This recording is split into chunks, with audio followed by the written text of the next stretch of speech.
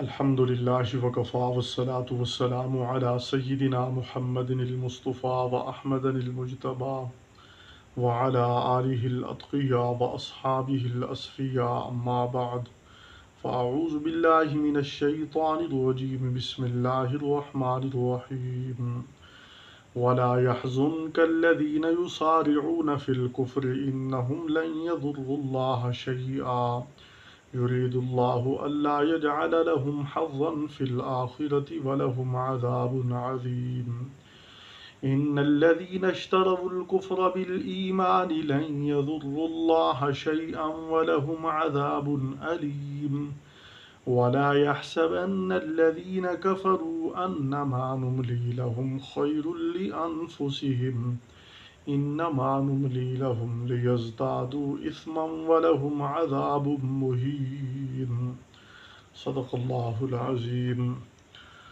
سورۃ آل عمران کی آیت نمبر 176 تا 178۔ ابھی ہم اس کا ترجمہ اور تفسیر سیکھیں گے۔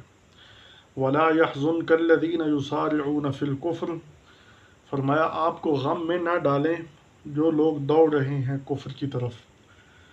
انہم لن یضروا اللہ شیئا، بے شک وہ اللہ کا ہرگز کچھ نہیں بگاڑ سکیں گے، یعنی اللہ کے دین کا۔ یرید اللہ اللہ یجعل لہم حظا فی الآخرہ، اللہ یہ چاہتا ہے کہ نہ رکھے ان کے لیے حصہ آخرت میں۔ وَلَهُمْ عَذَابٌ عَظِيمٌ، اور ان کے لیے بہت بڑا عذاب ہے۔ ان الذین اشتروا الکفر بالایمان، جن لوگوں نے خرید لیا کفر کو ایمان کے عوض، لن یضروا اللہ شیئا، وہ ہرگز اللہ کا کچھ نہیں بگاڑ سکیں گے۔ وَلَهُمْ عَذَابٌ أَلِيمٌ، اور ان کے لیے دردناک عذاب ہے۔ وَلَا يَحْسَبَنَّ الَّذِينَ كَفَرُوا أَنَّمَا نُمْلِي لَهُمْ خَيْرٌ لِأَنفُسِهِمْ، ہرگز نہ سمجھے کافر کہ ہم جو ان کو مہلت دے رہے ہیں وہ ان کے حق میں بہتر ہے۔ إِنَّمَا نُمْلِي لَهُمْ لِيَزْدَادُوا إِثْمًا، ہم تو ان کو مہلت دے رہے ہیں تاکہ گناہوں میں اور ترقی کر لیں۔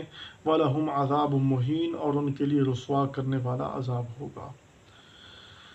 وَلَا يَحْزُنْكَ الَّذِينَ يُسَارِعُونَ فِي الْكُفْرِ، غزوہ احد کے موقع پر منافقین نے بہت بڑا دھوکہ کیا، مسلمانوں کے ساتھ دھوکہ کر کے وہ اپنے کفر کی باتیں کرنے لگے۔ اصل تو تھے ہی کافر، ان کے دل و دماغ میں کفر رچا ہوا تھا۔ بظاہر وہ مسلمانوں کے ساتھ ملے ہوئے تھے دنیاوی مفادات کے لیے۔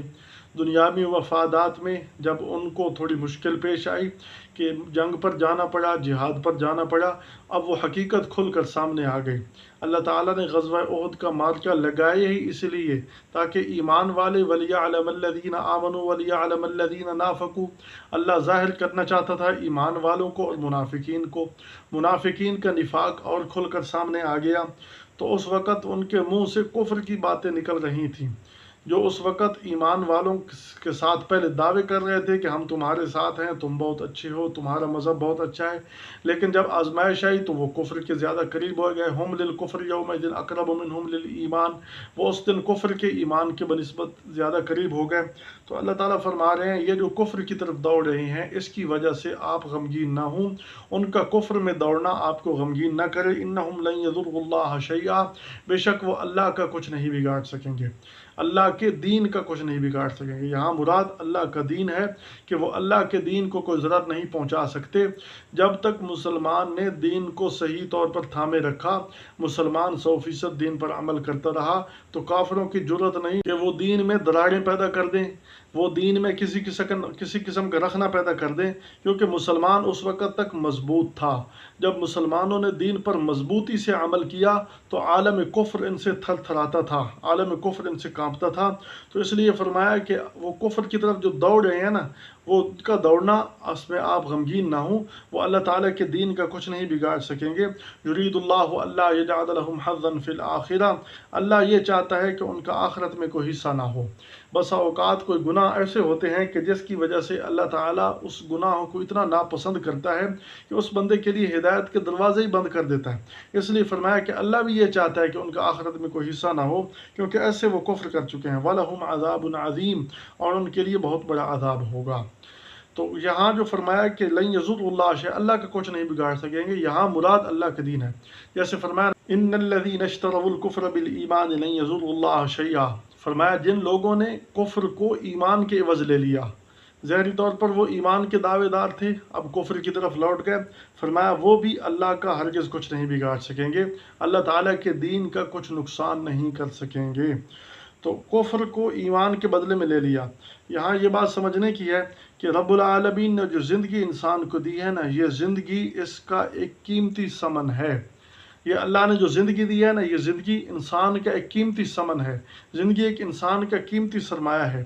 زندگی ایک انسان کا بہترین پیسہ ہے، اور فرمایا کہ اس زندگی کو عقائد اور اعمال میں کھپا دو۔ اللہ تعالیٰ نے جو قوانین بیان کی ہیں ان کو سیکھنے سکھانے میں اللہ تعالیٰ کے دین کے لیے اس زندگی کو وقف کر دو۔ اس قیمتی متاع کو ضائع نہ کرو، اس قیمتی متاع کو ایمان اور اعمال میں لگا دو، تاکہ یہ زندگی دنیا والے بھی بن جائے اور آخرت والے بھی بن جائے۔ اور اللہ تعالیٰ یہی چاہتے ہیں۔ یہ زندگی ایک بہت بڑا قیمتی متاع ہے۔ اس کی قیمت کا قدر اس وقت ہوگی جب یہ زندگی چھین جائے گی، جب یہ زندگی ختم ہو جائے گی، اس وقت پتہ چلے گا کہ اللہ تعالیٰ نے ہمیں کتنی بڑی نعمت عطا فرمائی تھی۔ تو زندگی کو ایک ایسی تجارت میں لگانا چاہیے جس میں دنیا کا بھی فائدہ ہو اور آخرت کے بھی فائدہ ہو۔ اور اللہ رب العالمین نے ایمان والوں کی تعریف فرمائی، ان اللہ اشتری من المؤمنین انفسهم واموالهم بان لهم الجنہ۔ فرمایا کہ وہ لوگ جنہوں نے خرید لیا باموالهم وانفسهم، اپنے مال اور اپنے جانوں کے ذریعے اللہ تعالیٰ کی جنت کو، بان لهم الجنہ، جنت کے بدلے میں مال اور جان دے دیے۔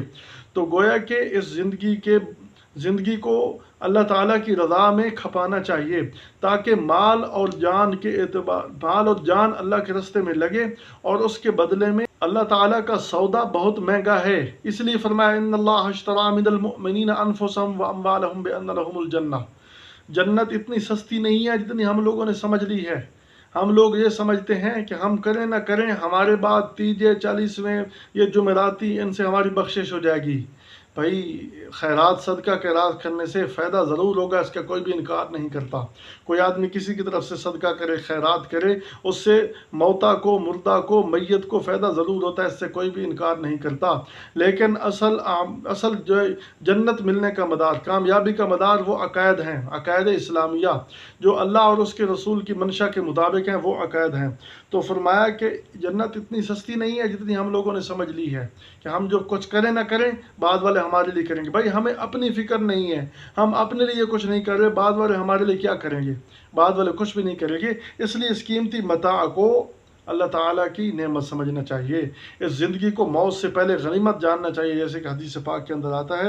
اور حدیث پاک میں یہ بھی فرمایا، من طال عمرہ وحسن عملہ، جس آدمی نے لمبی عمر پائی اور اس کے اعمال اچھے ہوئے، اس کی لمبی عمر بابرکت ہوئی، اور جس آدمی نے لمبی عمر پائی اور اس کے اعمال برے ہوئے تو گویا کہ اس کی عمر بہت بری ہوئی۔ اس لیے یہ زندگی ایک قیمتی متاع ہے۔ اور حدیث پاک میں فرمایا گیا کہ اعمار امتی ما بین 60 الی 70، فرمایا کہ میری امت کی عمر 60 سے 70 تک ہے۔ وَقَلَّ يَجُوزُ مَن يَجُوزُ ذَلِكَ، اور بہت کم ہے جو اس سے تجاوز کریں۔ 60-70 سے بہت کم ہے جو تجاوز کریں۔ تو یہ مختصر عمر ہے، یہ مختصر زندگی ہے، یہ مختصر متاع ہے، یہ مختصر ثمن ہے، یہ مختصر سرمایہ ہے۔ اس کو آخرت کے حصول میں لگانا چاہیے تاکہ ہماری آخرت بن جائے۔ تو اللہ تعالیٰ فرما رہے ہیں جن لوگوں نے کفر کو ایمان کے بدلے میں خرید لیا، ظاہری طور پر وہ ایمان کے دعوے، ایمان سے ہٹ گئے، کفر کو خرید لیا، ایمان کو چھوڑ دیا، کفر کے معاوضے میں کفر لے لیا۔ فرمایا لن یضر اللہ شیئا، اللہ تعالیٰ کا کچھ بھی نہیں بگاڑ سکیں گے۔ وَلَهُمْ عَذَابٌ علیم، اور ان لوگوں کے لیے دردناک عذاب ہوگا، خطرناک عذاب ہوگا۔ وَلَا يَحْسَبَنَّ الَّذِينَ كَفَرُوا أَنَّمَا نُمْلِي لَهُمْ خَيْرٌ لِأَنفُسِهِمْ، فرمایا کافر ہرگز نہ گمان کریں کہ ہم جو ان کو مہلت دے رہے ہیں یہ ان کے حق میں بہت بہتر ہوگی۔ اللہ تعالیٰ کی طرف سے استدراج، ایسا ایسا پکڑنا، مہلت دی جاتی ہے۔